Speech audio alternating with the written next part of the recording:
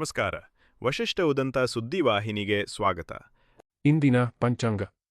ಆಷಾಢ ಮಾಸ, ಕೃಷ್ಣ ಪಕ್ಷ, ಸಪ್ತಮಿ ತಿಥಿ, ಅಶ್ವಿನಿ ನಕ್ಷತ್ರ, ಬುಧವಾರ. ಈ ದಿನ ಎಲ್ಲರಿಗೂ ಶುಭವಾಗಲಿ. ಇಂದಿನ ಮುಖ್ಯಾಂಶಗಳು. ಸಚಿವರಾದ ಬಳಿಕ ಹಾಸನ ಜಿಲ್ಲೆಗೆ ಮೊದಲ ಭೇಟಿ ನೀಡಿದ ಕೆಎಂ ಶಿವಲಿಂಗೇಗೌಡರಿಗೆ ಕಾರ್ಯಕರ್ತರ ಭರ್ಜರಿ ಸ್ವಾಗತ. ಸಚಿವರಿಂದ ಬರ ಅಧ್ಯಯನ. ಮೊದಲ ಭೇಟಿಯಲ್ಲೇ ಅಧಿಕಾರಿಗಳಿಗೆ ಕ್ಲಾಸ್. ಇಂಧನ ಹಾಕಿಸೋ ಮುನ್ನ ಎಚ್ಚರ. ಚಿಕ್ಕಮಗಳೂರಿನ ಪೆಟ್ರೋಲ್ ಬಂಕ್ನಲ್ಲಿ ಇಂಧನ ವಂಚನೆ ಆರೋಪ. ಲೈವ್ ಟೆಸ್ಟ್ನಲ್ಲಿ ಬಯಲಾಯಿತು ಬಂಕ್ನವರ ಅಸಲಿಯತ್ತು. ಪೆಟ್ರೋಲ್ ಬಂಕ್ನವರೇ ಖದೀಮರು ಎಂದು ಗ್ರಾಹಕರಿಂದ ಆರೋಪ. ವಿದ್ಯಾರ್ಥಿಗಳ ಮೇಲೆ ಲಾಠಿಚಾರ್ಜ್ಗೆ ಖಂಡನೆ. ಅಮಿತ್ ಶಾ ರಾಜೀನಾಮೆಗೆ ಆಗ್ರಹಿಸಿ ಸಂಸತ್ನಲ್ಲಿ ಇಂಡಿಯಾ ಮೈತ್ರಿಕೂಟದ ಪ್ರತಿಭಟನೆ. ಗಾಂಧಿ ಪ್ರತಿಮೆಯಿಂದ ಮಕರ ದ್ವಾರದವರೆಗೆ ವಿಪಕ್ಷಗಳ ಮೆರವಣಿಗೆ. ಈಗ ಮೈಸೂರಿನ ಪ್ರಮುಖ ಸುದ್ದಿಗಳು. ಮೈಸೂರು ಜಿಲ್ಲೆಯ ಹುಣಸೂರು ಉಪವಿಭಾಗಾಧಿಕಾರಿ ಕಾವ್ಯಾರಾಣಿ ಅವರು 5 ಲಕ್ಷ ರು ಲಂಚ ಸ್ವೀಕರಿಸುವ ವೇಳೆ ಕರ್ನಾಟಕ ಲೋಕಾಯುಕ್ತ ಅಧಿಕಾರಿಗಳ ಬಲೆಗೆ ಬಿದ್ದಿದ್ದಾರೆ ಎಂಬ ಆರೋಪ ಕೇಳಿಬಂದಿದೆ. ಎಚ್.ಡಿ. ಕೋಟೆ ತಾಲೂಕಿನ ಜಮೀನಿನ ಖಾತೆ ಸಂಬಂಧಿತ ಕೆಲಸ ಮಾಡಿಕೊಡುವುದಾಗಿ ಹೇಳಿ ಒಟ್ಟು 10 ಲಕ್ಷ ಲಂಚಕ್ಕೆ ಬೇಡಿಕೆ ಇಟ್ಟಿದ್ದರು ಎನ್ನಲಾಗಿದೆ. ದೂರುದಾರರಿಂದ ಬಂದ ಮಾಹಿತಿಯ ಆಧಾರದಲ್ಲಿ ಕಾರ್ಯಾಚರಣೆ ನಡೆಸಿದ ಲೋಕಾಯುಕ್ತ ಅಧಿಕಾರಿಗಳು ಕಾವ್ಯಾರಾಣಿ ಅವರ ನಿವಾಸದಲ್ಲಿ ಹಣ ಸ್ವೀಕರಿಸುತ್ತಿದ್ದ ವೇಳೆ ದಾಳಿ ನಡೆಸಿ ಅವರನ್ನು ವಶಕ್ಕೆ ಪಡೆದಿದ್ದಾರೆ. ಪ್ರಕರಣಕ್ಕೆ ಸಂಬಂಧಿಸಿದ ದಾಖಲೆಗಳನ್ನು ಪರಿಶೀಲಿಸಲಾಗುತ್ತಿದ್ದು ಅಧಿಕಾರಿಗಳು ತನಿಖೆಯನ್ನು ಮುಂದುವರಿಸಿದ್ದಾರೆ.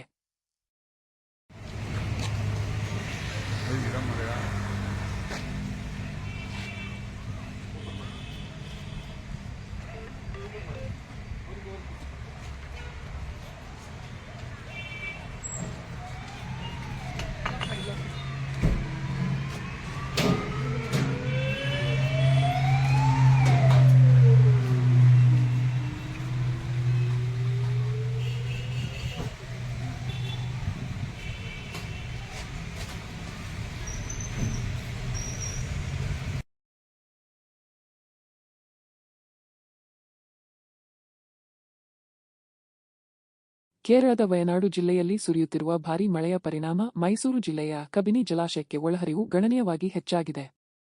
ಜಲಾಶಯ ಭರ್ತಿಯಾಗುತ್ತಿರುವ ಹಿನ್ನೆಲೆಯಲ್ಲಿ ಸುಮಾರು 27,000 ಕ್ಯೂಸೆಕ್ ನೀರನ್ನು ಹೊರಬಿಡಲಾಗುತ್ತಿದ್ದು ಎಚ್.ಡಿ. ಕೋಟೆ, ನಂಜನಗೂಡು ಹಾಗೂ ಟಿ. ನರಸೀಪುರ ತಾಲೂಕಿನ ಕಾವೇರಿ ನದಿ ತೀರದ ಪ್ರದೇಶಗಳಲ್ಲಿ ಪ್ರವಾಹದ ಭೀತಿ ಎದುರಾಗಿದೆ. ನೀರಿನ ಮಟ್ಟ ಏರಿಕೆಯಿಂದ ನಂಜನಗೂಡಿನ ಪ್ರಸಿದ್ಧ ಶ್ರೀಕಂಠೇಶ್ವರ ದೇವಾಲಯದ ಸ್ನಾನಘಟ್ಟದ ಸಮೀಪದ ಐತಿಹಾಸಿಕ 16 ಕಾಲು ಮಂಟಪ ಸಂಪೂರ್ಣವಾಗಿ ನೀರಿನಲ್ಲಿ ಮುಳುಗಿದೆ. ಕಬಿನಿ ಹಾಗೂ ಕಾವೇರಿ ನದಿಗಳ ಹರಿವು ನಿರಂತರವಾಗಿ ಹೆಚ್ಚುತ್ತಿರುವುದರಿಂದ ನದಿ ಪಾತ್ರದ ನಿವಾಸಿಗಳು ಎಚ್ಚರಿಕೆಯಿಂದ ಇರಬೇಕು ಎಂದು ಜಿಲ್ಲಾಡಳಿತ ಸೂಚನೆ ನೀಡಿದೆ. ಈಗ ಹಾಸನದ ಪ್ರಮುಖ ಸುದ್ದಿಗಳು. ಬೇಲೂರು ತಾಲೂಕಿನ ದೋಲನಮನೆ ಗ್ರಾಮದಲ್ಲಿ ಮಧ್ಯರಾತ್ರಿ ಒಂಟಿ ಸಲಗ ಕಾರಿನ ಮೇಲೆ ದಾಳಿ ನಡೆಸಿದ ಘಟನೆ ನಡೆದಿದೆ. ಕುಟುಂಬದೊಂದಿಗೆ ಮನೆಗೆ ಮರಳಿದ್ದ ಮೊಹಮ್ಮದ್ ಜಾಹಿದ್ ಅವರು ಮನೆಯ ಕಾಂಪೌಂಡ್ ಒಳಗೆ ಕಾರು ಪಾರ್ಕ್ ಮಾಡುತ್ತಿದ್ದ ವೇಳೆ ಏಕಾಏಕಿ ಕಾಡಾನೆ ದಾಳಿ ನಡೆಸಿದೆ. ಆನೆಯ ದಾಳಿಯಿಂದ ಕಾರಿನ ಹಿಂಭಾಗ ನಜ್ಜುಗುಜ್ಜಾಗಿದ್ದು ಕಾರಿನಲ್ಲಿದ್ದ ಕುಟುಂಬಸ್ಥರು ಭಯಭೀತರಾಗಿದ್ದಾರೆ. ಮೊಹಮ್ಮದ್ ಜಾಹಿದ್ ಸಮಯ ಪ್ರಜ್ಞೆಯಿಂದ ಪಾರ್ಕಿಂಗ್ ಲೈಟ್ ಆನ್ ಮಾಡಿದ ಪರಿಣಾಮ ಆನೆ ಸ್ವಲ್ಪ ದೂರ ಸರಿದಿದೆ. ಮಾಹಿತಿ ಪಡೆದ ಎಟಿಎಫ್ ಸಿಬ್ಬಂದಿ ಸ್ಥಳಕ್ಕಾಗಮಿಸಿ ಪಟಾಕಿ ಸಿಡಿಸಿ ಕಾಡಾನೆಯನ್ನು ಕಾಡಿನತ್ತ ಓಡಿಸಿದ್ದಾರೆ. ಘಟನೆಯಲ್ಲಿ ಕ್ರೆಟಾ ಕಾರು ಹಾನಿಗೊಳಗಾಗಿದ್ದು ಅದೃಷ್ಟವಶಾತ್ ಕುಟುಂಬದ ಎಲ್ಲ ಸದಸ್ಯರು ಪ್ರಾಣಾಪಾಯದಿಂದ ಪಾರಾಗಿದ್ದಾರೆ. ಬಂದ್ಬಿಟ್ಟು ತನ್ನ ಕೊರೆಯಿಂದ ಗಾಡಿ ಮೇಲೆ ಅಲ್ಲಿ ಅದು ಚುಚ್ಚಿರೋದಲ್ವಾ ಸರ್? ಅದು ಇದ್ದಂತ ಅದರಿಂದ ಕೊರೆ ಇದು ಒಳಗೆ ಹೋಗಿರೋದು. ಗೊತ್ತಾಯ್ತು. ನಮ್ಮ ತಾಯಿ ಮಕ್ಕಳು ನಮ್ಮ ಅಕ್ಕ ಎಲ್ಲ ಹಿಂದೆ ಕಾರಲ್ಲಿ ಕೂತಿದ್ರು. ಹೊಡೆದಿರೋದು ಫೋರ್ಸಿಗೆ ಗಾಡಿ ಆಟೋಮೆಟಿಕ್ ಶೆಡ್ ಒಳಗೆ ಹೋಯ್ತು. ಅಷ್ಟು ಫೋರ್ಸ್ ಅಲ್ಲಿ ಹೊಡೆದಿತ್ತು. ಇದೇ ಶೆಡ್ ಅಲ್ಲ? ಹಾಸನ ಜಿಲ್ಲಾ ಉಸ್ತುವಾರಿ ಸಚಿವರಾಗಿ ನೇಮಕಗೊಂಡ ಬಳಿಕ ಮೊದಲ ಬಾರಿಗೆ ಜಿಲ್ಲೆಗೆ ಆಗಮಿಸಿದ ಕೆಎಂ ಶಿವಲಿಂಗೇಗೌಡ ಅವರು ಬರ ಪರಿಸ್ಥಿತಿಯ ಅಧ್ಯಯನ ನಡೆಸಿ ಅಧಿಕಾರಿಗಳಿಗೆ ಎಚ್ಚರಿಕೆ ನೀಡಿದರು. ಚನ್ನರಾಯಪಟ್ಟಣ ಹಾಗೂ ಹೊಳೆನರಸೀಪುರ ತಾಲೂಕಿನ ವಿವಿಧ ಗ್ರಾಮಗಳಿಗೆ ಭೇಟಿ ನೀಡಿದ ಸಚಿವರು ರಸ್ತೆ ಬದಿಯ ಜಮೀನುಗಳನ್ನು ಮಾತ್ರವಲ್ಲದೆ ಒಳಹಳ್ಳಿಗಳಲ್ಲಿರುವ ರೈತರ ಹೊಲಗಳನ್ನು ತೋರಿಸುವಂತೆ ಅಧಿಕಾರಿಗಳಿಗೆ ಸೂಚಿಸಿ ಅಸಮಾಧಾನ ವ್ಯಕ್ತಪಡಿಸಿದರು. ಮಳೆಯ ಕೊರತೆಯಿಂದ ಬಿತ್ತನೆಯಾಗದ ಜಮೀನುಗಳು ಹಾಗೂ ಬೆಳೆ ಹಾನಿಗೊಳಗಾದ ಪ್ರದೇಶಗಳನ್ನು ಪರಿಶೀಲಿಸಿ ರೈತರ ಸಮಸ್ಯೆಗಳನ್ನು ಆಲಿಸಿದರು. ಸಚಿವರಾದ ಬಳಿಕ ಮೊದಲ ಬಾರಿಗೆ ಜಿಲ್ಲೆಗೆ ಆಗಮಿಸಿದ ಅವರನ್ನು ಹಾಸನ ಗಡಿಭಾಗದ ಕಿರಿಸಾವೆಯಲ್ಲಿ ಕಾಂಗ್ರೆಸ್ ಮುಖಂಡರು ಹಾಗೂ ಕಾರ್ಯಕರ್ತರು ಪಟಾಕಿ ಸಿಡಿಸಿ ಅದ್ದೂರಿಯಾಗಿ ಸ್ವಾಗತಿಸಿದರು. ಜೆಡಿಎಸ್ ಶಾಸಕ ಸಿಎನ್ ಬಾಲಕೃಷ್ಣ ಕೂಡ ಸ್ವಾಗತಿಸಿದರು.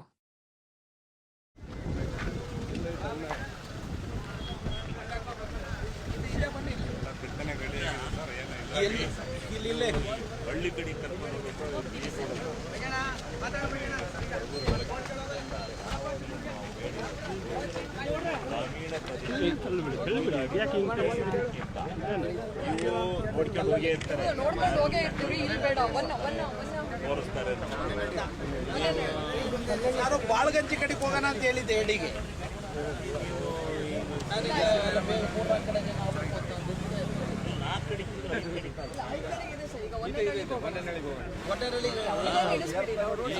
ರೋಡ್ ಸೈಡಲ್ಲಿ ಯಾವುದು ಇನ್ನ ಬೇಕಾದ್ರೆ ನೀವು ಫೋಟೋ ಇಟ್ಕೊಳ್ಳಿ ನಿಮ್ಮ ಡಾಕ್ಯುಮೆಂಟ್ಸ್ ಫುಲ್ಲು ಡಾಕ್ಯುಮೆಂಟ್ಸ್ ಇಟ್ಕೊಂಡು ಇದು ಸರ್ವೆ ನಂಬರ್ ವಾಯ್ಸು ಮತ್ತು ರೈತನ ಹೆಸರು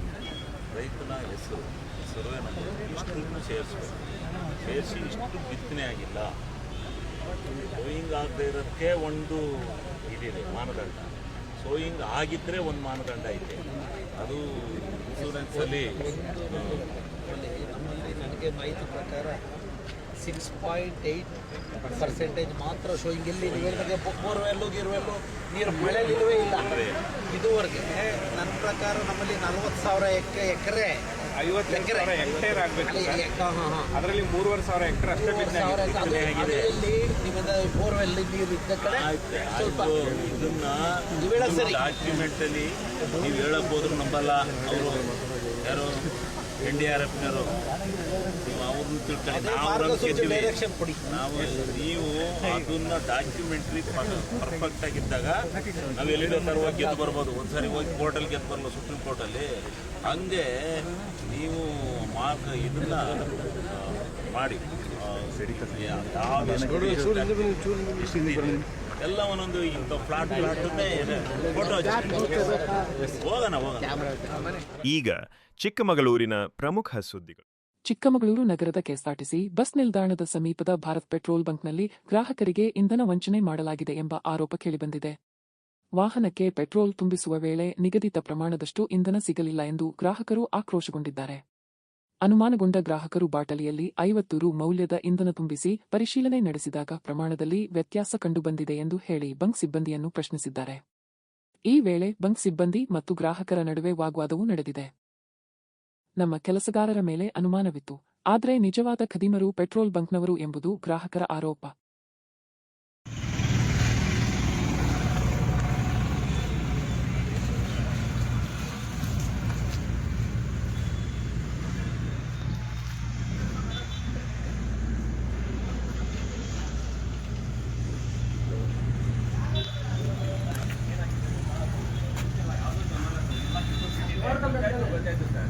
ತೊಂದರೆ ಆಗಿದೆ.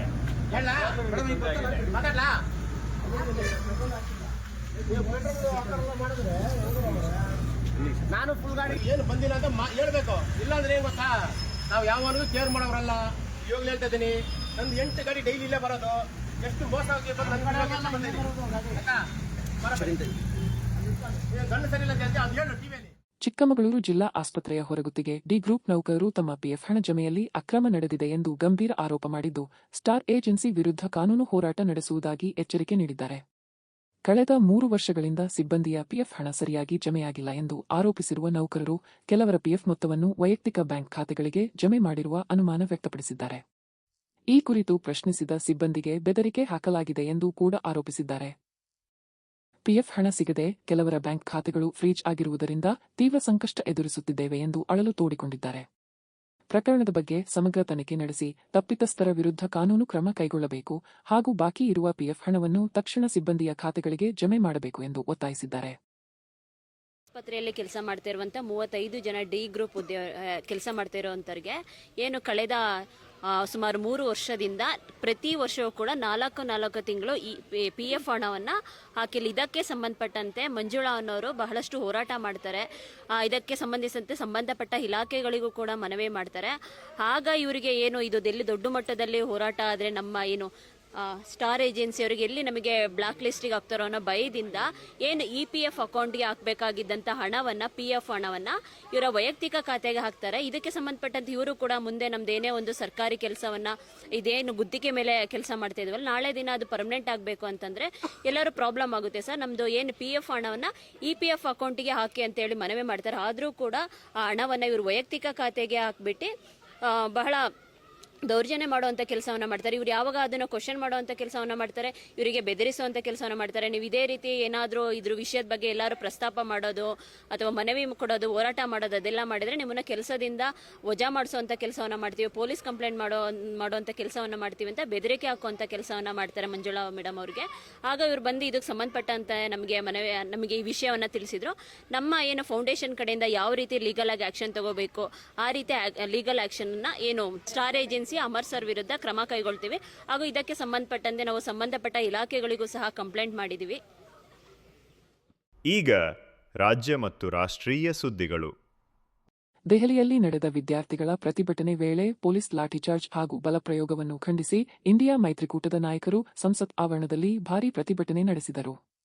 ಲೋಕಸಭೆಯ ವಿರೋಧ ಪಕ್ಷದ ನಾಯಕ ರಾಹುಲ್ ಗಾಂಧಿ, ಕಾಂಗ್ರೆಸ್ ನಾಯಕಿ ಪ್ರಿಯಾಂಕಾ ಗಾಂಧಿ ವಾದ್ರಾ, ಎಐಸಿಸಿ ಅಧ್ಯಕ್ಷ ಮಲ್ಲಿಕಾರ್ಜುನ ಖರ್ಗೆ ಸೇರಿದಂತೆ ವಿಪಕ್ಷ ಸಂಸದರು ಗಾಂಧಿ ಪ್ರತಿಮೆಯಿಂದ ಮಕರ ದ್ವಾರದವರೆಗೆ ಮೆರವಣಿಗೆ ನಡೆಸಿದರು.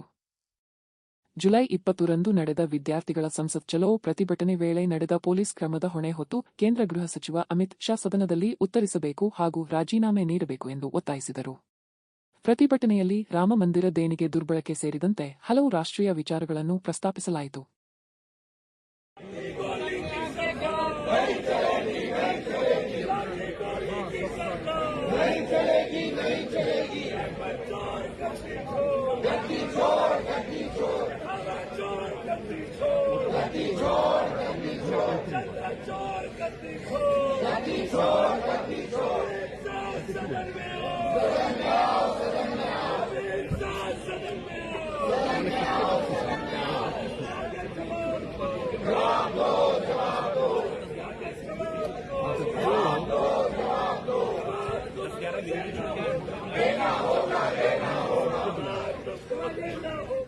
ಎಲ್ಇಡಿ ಬೀದಿ ದೀಪಗಳ ಯೋಜನೆ ಕುರಿತ ಪರಿಶೀಲನಾ ಸಭೆಯಲ್ಲಿ ಸಚಿವ ಕೃಷ್ಣ ಬೈರೇಗೌಡ ಅಧಿಕಾರಿಗಳ ಸಿದ್ಧತೆಯ ಕೊರತೆಯನ್ನು ತೀವ್ರವಾಗಿ ತರಾಟೆಗೆ ತೆಗೆದುಕೊಂಡರು.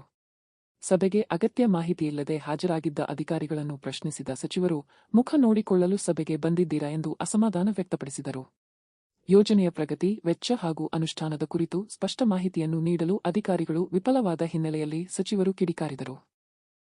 ಸರ್ಕಾರಿ ಕೆಲಸದಲ್ಲಿ ನಿರ್ಲಕ್ಷ್ಯಕ್ಕೆ ಅವಕಾಶವಿಲ್ಲ ಎಂದು ಎಚ್ಚರಿಕೆ ನೀಡಿದ ಅವರು ಸಭೆಗೆ ಸಂಪೂರ್ಣ ಮಾಹಿತಿಯೊಂದಿಗೆ ಸಿದ್ಧರಾಗಿ ಬರಬೇಕು ಹಾಗೂ ಜನರ ಕೆಲಸಗಳಿಗೆ ಆದ್ಯತೆ ನೀಡಿ ಜವಾಬ್ದಾರಿಯುತವಾಗಿ ಕಾರ್ಯನಿರ್ವಹಿಸಬೇಕು ಎಂದು ಸೂಚಿಸಿದರು.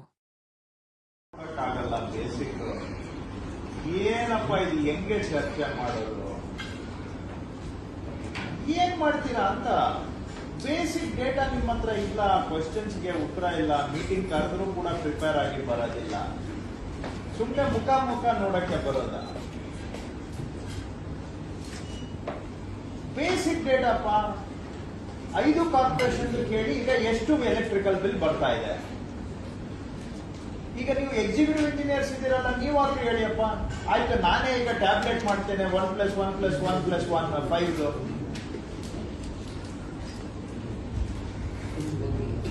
ಏನ್ ಸರ್ಕಾರಿ ನೌಕರಿ ಅಂದ್ರೆ ಕೈ ಬೀಸ್ಕೊಂಡು ಬರ್ಬೋದು, ಹೋಗ್ಬೋದು.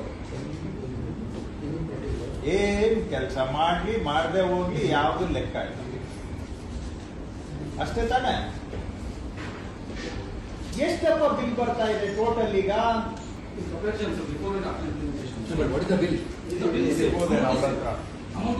Bill amount for the month of April 25 is 28 crores. June 25 is 24. July 25 is 24.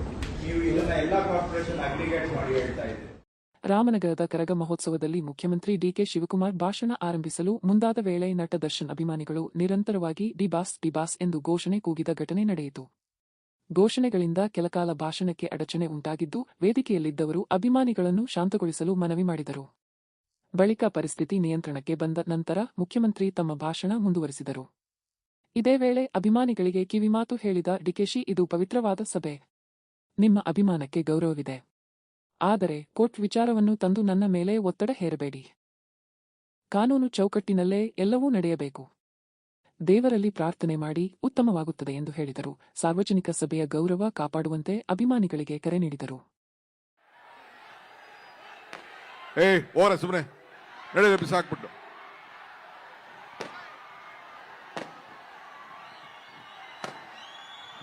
D ಬಾಸೆ ಕಟ್ಕೊಂಡು ಹೋಲಿ ಅವರು.